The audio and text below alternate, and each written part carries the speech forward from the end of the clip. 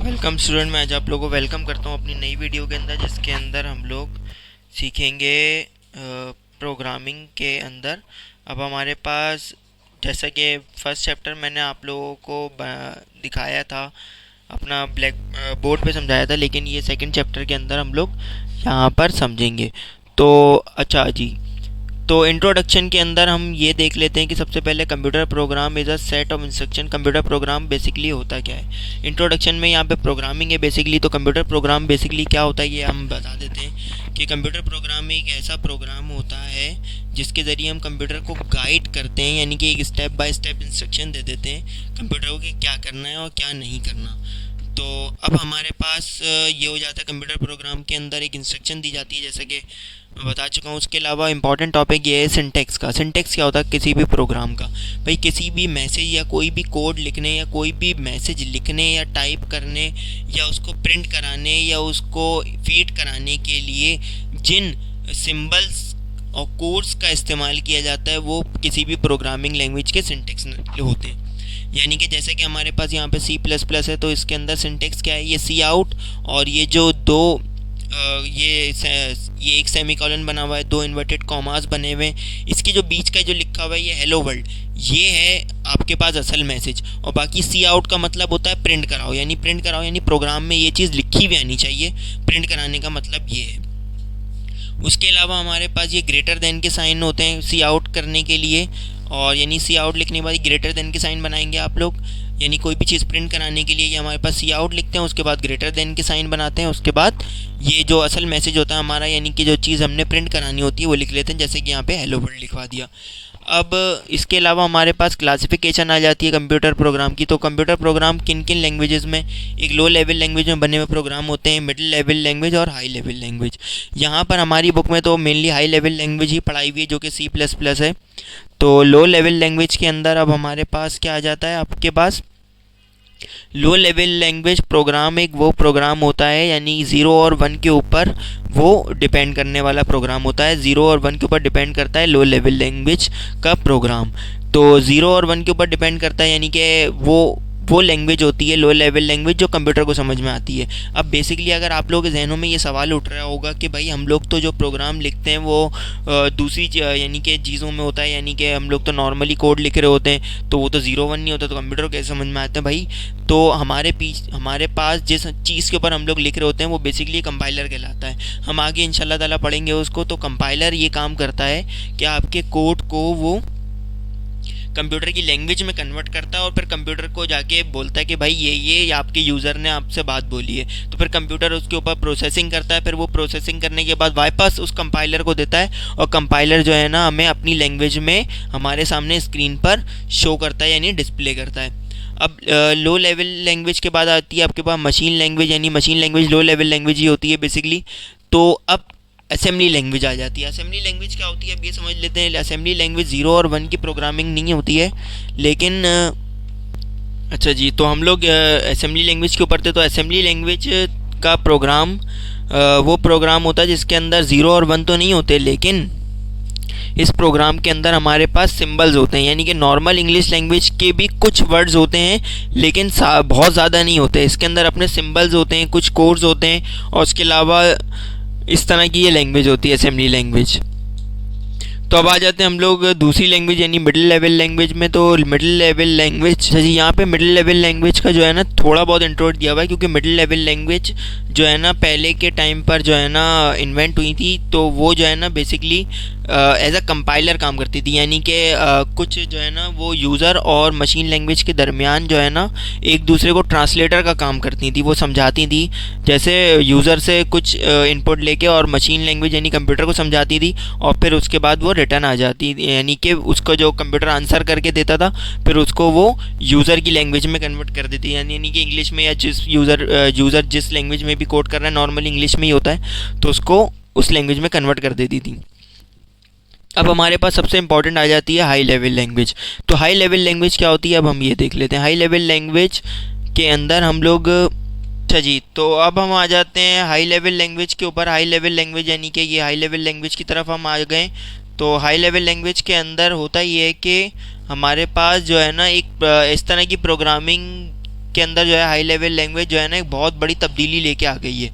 असल में होता ये कि अब जो है ना प्रोग्रामर जो है ना बहुत आसानी से कंप्यूटर के अंदर कोई भी प्रोग्राम लिख सकते हैं और उसको मशीन लैंग्वेज में बेसिकली कन्वर्ट किया जा सकता है। असल मसला ये होता है कि जब हम कोई प्रोग्राम लिखते हैं जो कि हाई लेवल लैंग्वेज में होता है तो वो किसी कंपाइलर के ऊपर लिखा जाता है। तो अब असल में होता ये कि कंपाइलर के ऊपर प्रोग्राम जब हम लोग लिख लेते हैं ना तो वो प्रोग्राम जो है ना कंपाइलर उसको जैसे पुराना इसमें होता था कि जैसे कि वो प्रोग्राम जो है ना कंपाइलर कंप्यूटर को उसकी लैंग्वेज यानी 0 और 1 की लैंग्वेज में समझा देता है और फिर उसके बाद कंप्यूटर उसको समझ लेता है और उसके ऊपर जो काम करना होता है उसकी इम्प्लीमेंटेशन करनी होती है वो उसके ऊपर इम्प्लीमेंट करके और जो है ना उसका रिजल्ट जो है ना वो कंपाइलर के थ्रू हमें वापस दे देता है।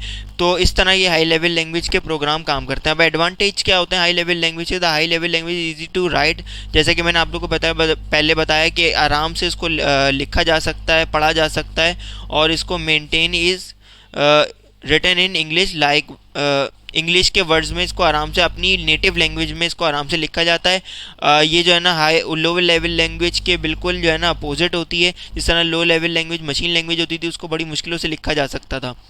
तो अब हम आगे चलते हैं। अब यहाँ पे एक डिफरेंस दिया हुआ है हाई लेवल लैंग्वेज और लो लेवल लैंग्वेज का, तो मैं आप लोगों से रेकमेंड करूँगा कि ये इस डिफरेंस को अच्छी तरीके से आप लोग याद कर लें क्योंकि ये आप लोगों के जो है ना एग्जाम्स वगैरह में बड़ा इंपॉर्टेंट रोल होगा। मेरे ख्याल से ये आएंगे, इंपॉर्टेंट होंगे हाई लेवल लैंग्वेज और लो लेवल लैंग्वेज की डिफरेंस।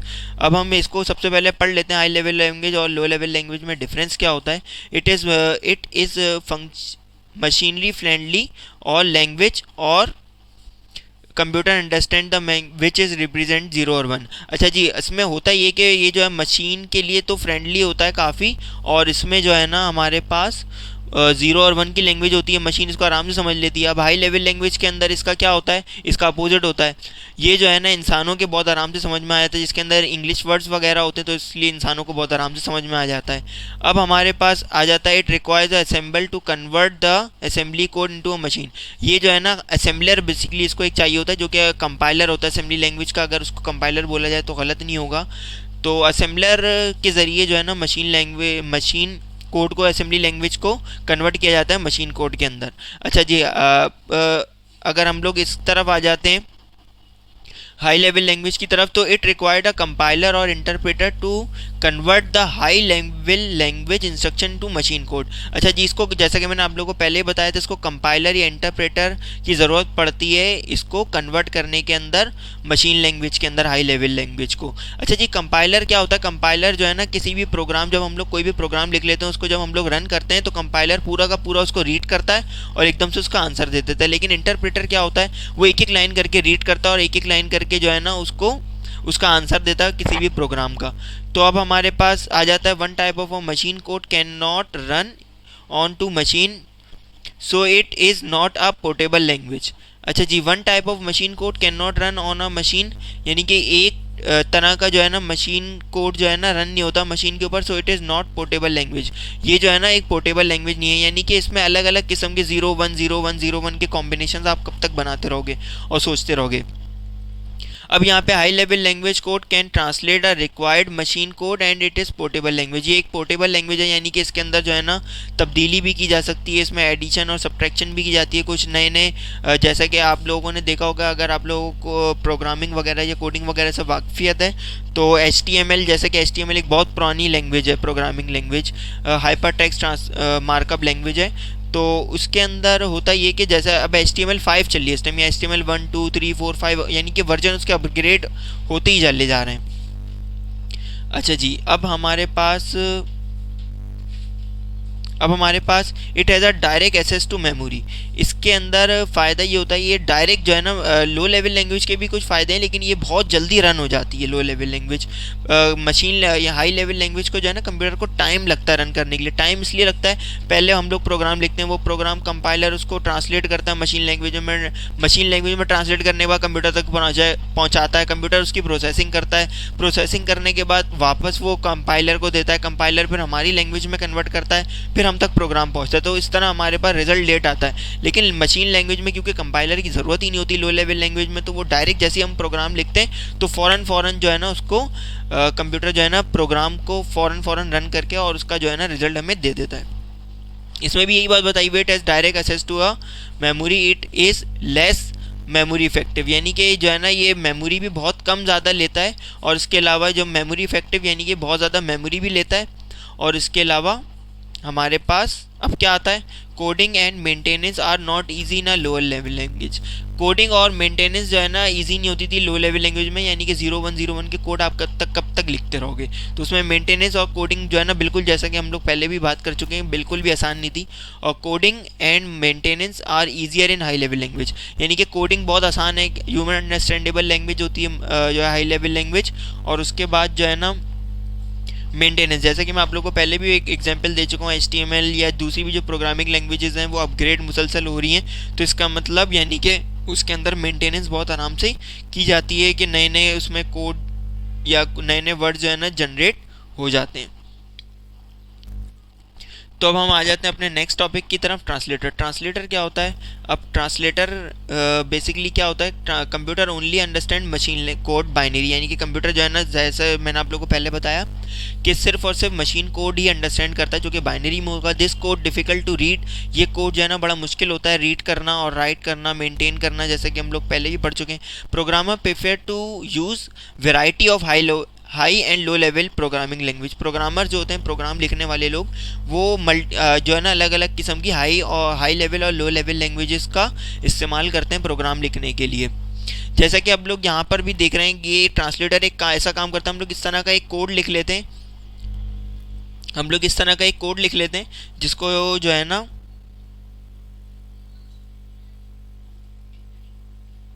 हम लोग इस तरह का एक कोड लिख लेते हैं जिसको जो है ना ट्रांसलेटर ट्रांसलेट कर देता है लो लेवल लैंग्वेजेस के अंदर, यानी 0 और 1 के अंदर उसको ट्रांसलेट कर देता है। तो अब हम इसके अंदर आ जाते हैं, देखते हैं रोल ऑफ ट्रांसलेटर। ट्रांसलेटर का रोल क्या होता है? ट्रांसलेटर का रोल ये होता है कि बेसिकली ट्रांसलेटर जो है translating the program input and into a equivalent machine language and program. जो ट्रांसलेटर होता है वो किसी भी प्रोग्राम को बिल्कुल सेम टू सेम, बगैर अपनी तरफ से कोई एडिशन या सब्ट्रैक्शन करे, उसको मशीन प्रोग्राम के अंदर यानी मशीन कोड के अंदर उसको कन्वर्ट करके मशीन को दे देता है, यानी कि कंप्यूटर को दे देता है। अच्छा जी, providing alert message whenever program does not follow the rules of syntax of source languages. अच्छा जी, प्रोवाइड अलर्ट मैसेज, ये मैसेज वगैरह भी हमें कर देता है कि इस तरह का कोई प्रॉब्लम हो रही है या सिंटेक्स एरर आ रहा है या इस तरह के एरर्स, क्योंकि अगर हम लोग डायरेक्ट मशीन कोड में कोई भी चीज़ लिखते हैं ना, तो मशीन कोड हमें जो है ना एरर नहीं देती, कोई भी एरर नहीं देती हमें machine code. Different type of translator. अब ट्रांसलेटर की, जैसे कि मैंने आप लोगों को पहले ही बताया था, कुछ टाइप्स होती हैं ट्रांसलेटर की, वो हम देख लेते हैं वो क्या होती हैं। अच्छा जी, कंपाइलर ट्रांसलेटर की पहली टाइप है। A compiler is a translator used to convert high level programming language into low level programming language. Compiler takes time to work, translate and high level language code to low level code all to once and create a executable file, यानी कि पूरे के पूरे programme को एकदम से convert करता है और उसको कंप्यूटर को लो लेवल लैंग्वेज में कन्वर्ट करके दे देता है और उसका जो है ना रिजल्ट ले लेता है। It convert the whole program in one section, report an error, detect after conversion, and an error report is often produced after the full program has been translated। अच्छा जी, ट्रांसलेट जब पूरा का पूरा प्रोग्राम हो जाता है उसके बाद ये एरर डिटेक्ट करता है कि भाई इस लाइन में फला लाइन में एरर है। अब हमारे पास दूसरी चीज़ आ जाती है इंटरप्रेटर। इंटरप्रेटर क्या होता है? Interpreter is also a translator use to convert high level programming language to low level programming language. Interpreter एक ऐसी होता है जो हाई लेवल प्रोग्रामिंग लैंग्वेजेस को लो लेवल प्रोग्रामिंग लैंग्वेजेस के अंदर कन्वर्ट करने के लिए, जैसे कि कंपाइलर करता है। However interpreter translate a code line by line, जैसा कि मैं आप लोग को पहले ही बता चुका हूँ, कंपाइलर पूरा का पूरा जो है ना कोड एक साथ जो हम लोग लिख के देते हैं पूरा का पूरा एक साथ कन्वर्ट कर देता है, लेकिन इंटरप्रेटर क्या करता है? इंटरप्रेटर एक एक लाइन करके जो है ना कोड को हमारे कन्वर्ट करता है। अब हमारे पास हम आ जाते हैं अपनी दूसरी चीज़ की तरफ, यानी असेंबलर। असेंबलर हमारे पास क्या करता है? An assembler is a translator use to translate assembly language. अच्छा जी, असेंबलर एक ऐसा ट्रांसलेटर होता है जो कि सिर्फ और सिर्फ असेंबली लैंग्वेज के लिए काम करता है भाई। ये किसी और लैंग्वेज के लिए या किसी हाई लेवल लैंग्वेज के लिए काम नहीं करता है। असेंबली लैंग्वेज को लो लेवल लैंग्वेज में कन्वर्ट करता है और उसको जो है कंप्यूटर को दे देता है। अब हमारे पास एरर्स आ जाते हैं। एरर्स हम इंशाल्लाह ताला नेक्स्ट वीडियो में अपनी कंटिन्यू करेंगे। ये पार्ट 1 है, तो नेक्स्ट पार्ट के अंदर आप लोग एरर हम लोग पढ़ेंगे, क्या क्या एरर होते हैं प्रोग्रामिंग के अंदर। तो आज के लिए इतना ही, और चैनल को मेरे सब्सक्राइब भी कर दीजिएगा। वीडियो पसंद आने की सूरत में इसको लाइक